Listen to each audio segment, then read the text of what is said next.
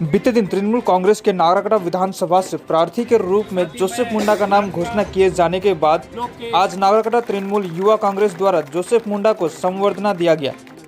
साथ ही युवा प्रेसिडेंट गोविंद लामा ने कहा कि आगामी चुनाव के लिए हम सभी साथ हैं। हम सबों के सामने इस बार विधानसभा चुनाव के हमारे टीएमसी पार्टी के उम्मीदवार और मेरे पॉलिटिकल गुरु और हमारे पार्टी के बहुत सीनियर लीडर माननीय श्री जोसेफ मुंडा जी पधार चुके हैं।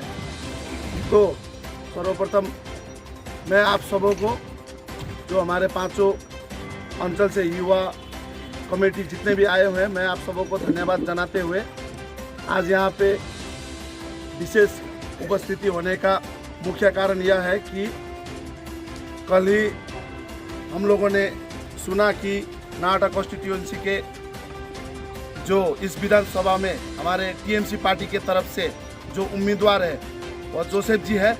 तो उनको यहाँ पे एक छोटी सी संवर्धना, साथ ही आज यहाँ से हम लोग इस बार के इलेक्शन का यहाँ से बिगुल बजाते हैं और हम घोषणा करते हैं कि ये जो 35 दिन जो हमारे पास है, जो आपके पास है, ये 35 दिन हम लोग दिन रात ना सोएंगे, ना चैन से खाएंगे, दिन रात एक करके जैसे करके भी जोसेफ जी को विजयी बनाएंगे।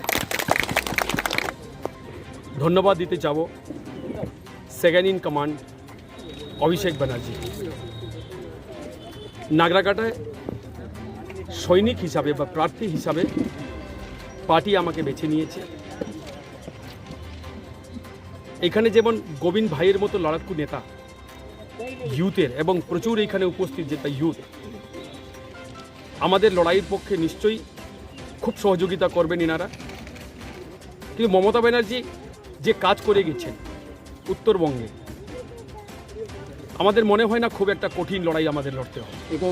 এগোবেন বলে সিদ্ধান্ত নিয়ে শুনেন, আমি তো দেখছি মমতা ব্যানার্জি যে প্রকল্পগুলি রূপায়ণ করেছে, এটাই আমাদের কাছে মুখ্য উদ্দেশ্য, মুখ্য এজেন্ডা। মানুষের কাছে এটাই আমরা নিয়ে যাব। আজকে মানুষ কিন্তু বলতে পারবে না কেউ যে আমাদের বাড়িতে যখন একটা মেয়ে পড়াশোনা করছে সাইকেল পায় না, এটা কিন্তু বলতে পারবে না। এবং এটা বলতে পারবে না যেসব জায়গায় দাঙ্গা হচ্ছে, সে উত্তরপ্রদেশ বলেন, এমন একটা জায়গায় ধর্মে নিয়ে রাজনীতি, মমতা ব্যানার্জি আমাদের যেখানে আছেন এখানে কিন্তু ধর্মের উপরে আমরা বা ধর্মীয় রাজনীতিকে আমরা করি না, আমরা উন্নয়নের রাজনীতি করি। সেটা কিন্তু দিদি করে দিয়েছে। আজকে সেই রূপশ্রীর কথা বলি, আর চা বাগানের ওয়েজের কথা বলি, 202 টাকা, এটা কিন্তু আমাদের এন্ট্রিয়াম। আসাম বিজেপি দেখাচ্ছে আমরা 217 টাকা করেছি, আমাদের এন্ট্রিয়াম। আমি মনে করি 217 থেকে অনেক গুণ কিন্তু পশ্চিমবঙ্গে বেড়ে যাবে। ঠিক আজ থেকে যখন আমাদের ভোট সমাপ্ত, দিদি যখন নবান্নে বসবেন, প্রথম কিন্তু আমরা অনুরোধ রাখবো চা বাগান 202 টাকা না দিদি 217 টাকার বেশি করতে হবে, অবশ্যই কিন্তু চা শ্রমিকরা পাবেন। আজকে বিরসা মুন্ডার জন্মদিন, সরকারি ছুটি ঘোষণা, সেটা কি আজকে আমরা চেয়েছি? বাম চলে গেছে 34টা বছর, কিন্তু বিরসা মুন্ডার ছুটি কিন্তু আমরা পাইনি, আমরা করমের ছুটি পাইনি। জয় জহার বলে কোনো কিছু জানতাম না।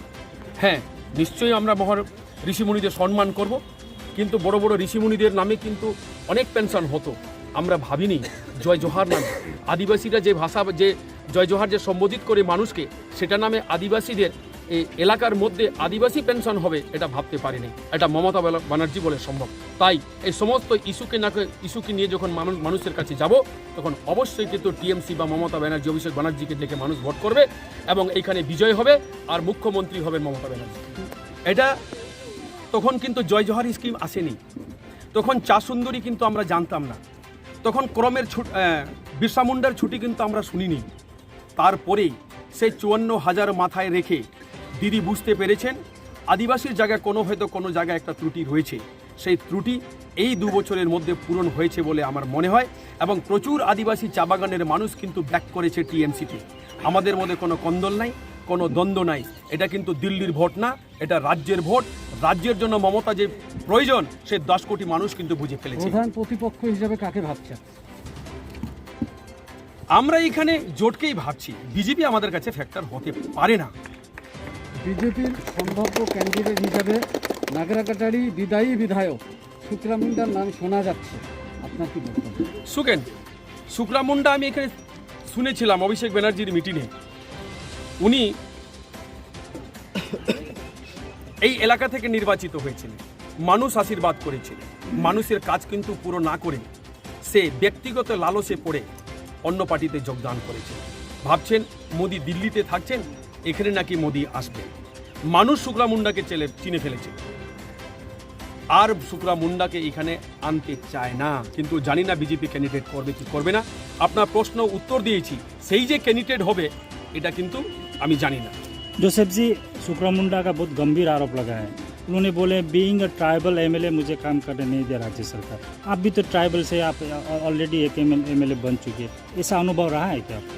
देखिए, अगर काम करने नहीं देता यही सच होता तो जेम्स कुजूर ट्राइबल मिनिस्टर नहीं होता, वो मिनिस्टर ऑफ कैबिनेट थे। अगर ये सच होता तो बच्चू हंसदा स्टेट ऑफ मिनिस्टर नहीं होता। कौन आदिवासी का बात बोल रहे हैं? नाच न जाने अंगन टेढ़ा, खुद चलने का ढंग नहीं, वो दीदी का दूसरा